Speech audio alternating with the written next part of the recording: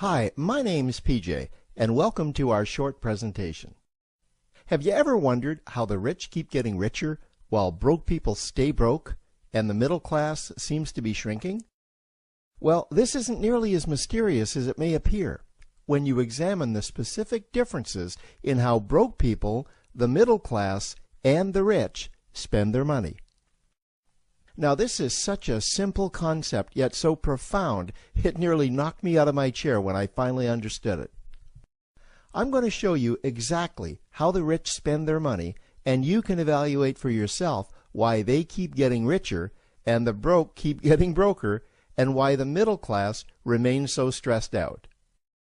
Now, to get started, I'd like to review some financial terms we'll be using during this presentation.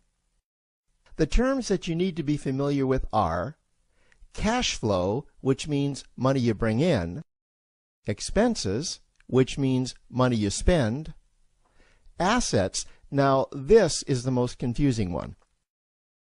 You're probably familiar with the traditional definition of an asset, which is something you own or have equity in.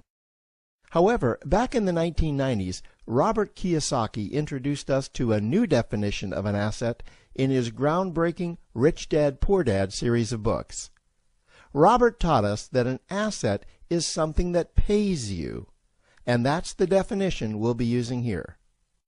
Liabilities is the last term, and it's defined as things that cost you money.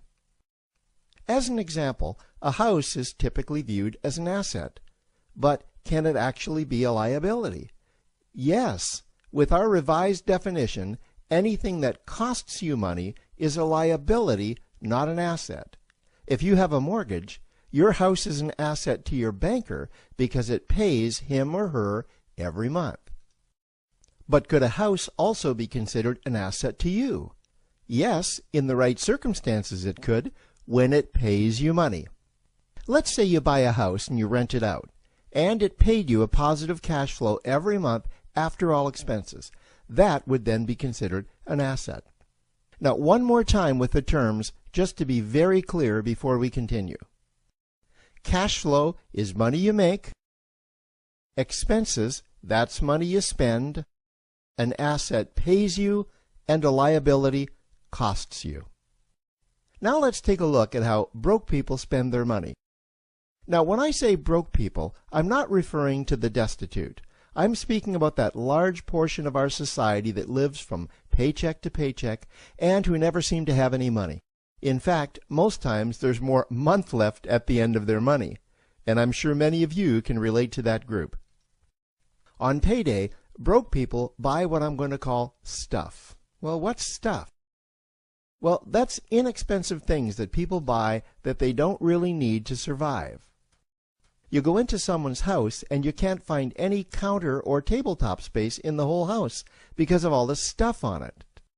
Their house and their cars are full and cluttered with stuff. Well, where do they get all this stuff? They buy it at the flea market, at the garage sale, at the dollar store, at the craft show. So cash flow comes in and then it goes straight out the expense column to buy stuff.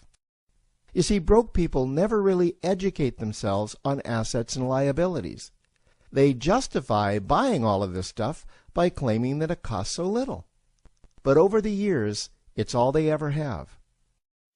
The problem is their cash flow never produced or created more cash flow. Now, please understand, I'm not undermining or taking any shots at this or any group. I just see a lot of financial difficulty out there, and it really doesn't need to be that way. Creating wealth isn't a mystery, it's a formula. The only reason someone doesn't create wealth is because they either don't know the formula or they don't apply the formula. Now let's take a look at the middle class. The middle class is the group that society mistakenly thinks are rich. They're not. Yes, they typically earn a six-figure income, and many of them appear rich, but it's what they buy with their money that keeps them prisoners of the middle class. What they typically buy are liabilities. Remember the definition of a liability? Things that cost you. By buying liabilities, the money gets pushed up and out their expense column. Liabilities are items like cars, boats, houses, airplanes, credit card debt. Now let's see just how this happens. The middle class gets a nice paycheck, let's say $10,000 for the month. They then split that down the middle and they pay their monthly expenses with half, and with the other half they make a down payment on a new car. The car costs $5,000 down, and after they add on the insurance and the maintenance, that liability now costs $1,100 new every single month. A few months go by and they want a boat, then a vacation home, a Rolex watch on their credit card, a vacation on their credit card. And before you know it, their liabilities have raised their expense levels to near or above their income levels. They actually spend equal to or more than they make, meaning that they have to go to work and make a certain amount of money every single month just to cover their liabilities. The other important issue with both broke people and the middle class is that normally all of their cash flow is dependent on their own effort, meaning that they've educated themselves to exchange their knowledge and expertise for someone's money. Also, the money they earn is usually the highest taxed form of income. Here's an example. An attorney is knowledgeable about law, so people pay him or her in exchange for that knowledge on an hourly basis. The problem here is that if the attorney isn't sharing that knowledge with a client, then the attorney isn't making any money. This causes lots of stress and anxiety in their lives, and if you ever ask them to take an afternoon off to play golf with you, well, they very rarely can because of how much money it'll cost them to take that time off. On the surface, life's pretty good. The reality is that it's a roller coaster ride. That's the middle class. Now, I know this group very well because for a great deal of my adult life, that was me. Now let's take a look at how the rich people spend their money. Rich people acquire assets. Again, an asset is something that pays you. If you want to become rich, buy assets that earn you more money. The money cycle looks like this.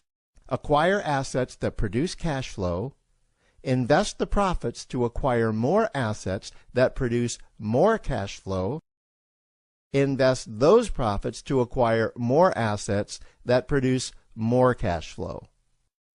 The rich spend their money and acquire things that produce more money. Here are a few examples of assets that produce more money. Investments are the obvious ones: stocks, bonds, real estate. Education is another asset. If you learn how to do something that produces more money for you and you actually do it, that's buying an asset. There's a great quote that goes, "If you think education is expensive, you should see how expensive stupidity is." Another example of assets you can acquire that pay you are cash-generating opportunities, especially those opportunities that can create a passive cash flow. Passive meaning that once you build it up, the money continues to flow whether you're still building it or not. Here's a small example. Let's suppose you bought a pinball machine and you put it in a barber shop, and you don't spend any of the profits. You save them until you can buy another pinball machine and put it in another barber shop. This, by the way, was Warren Buffett's first business. If you don't know who Warren Buffett is, he's one of the top 2 richest men in America. The rich are extremely eager to find those passive cash-generating opportunities because those opportunities continue to pay them month after month, year after year, long after they've stopped working the opportunity. You know, I see this happen again and again with successful entrepreneurs. They find a passive cash flow stream that they build up, and it continues to pay them month after month, year after year. They then take those profits and multiply them in another passive cash-generating opportunity, and then again in another. In conclusion, here's what I've learned over the years. You can't find these passive cash-generating opportunities unless you're open to hearing about them. Then, once you find them, you must be willing to see what fits you and then act. Now, the reason I say this is that I once answered a hokey little ad that I ended up generating 7 figures from, simply because I answered that ad and then took action. These opportunities are out there, you just need to find them. You also must be opportunistic enough that when the right situation does present itself, you don't miss it. So remember, broke people buy stuff, the middle class buy liabilities, and the rich acquire assets, preferably cash-generating opportunities that can create passive cash flow. They then take that cash flow and invest it in another asset that produces more cash flow. That's the wealth creation formula. Now, I trust you found this introductory information helpful. Now, to learn about one of the greatest cash-generating machines on the planet, click on the link below to proceed to step 2.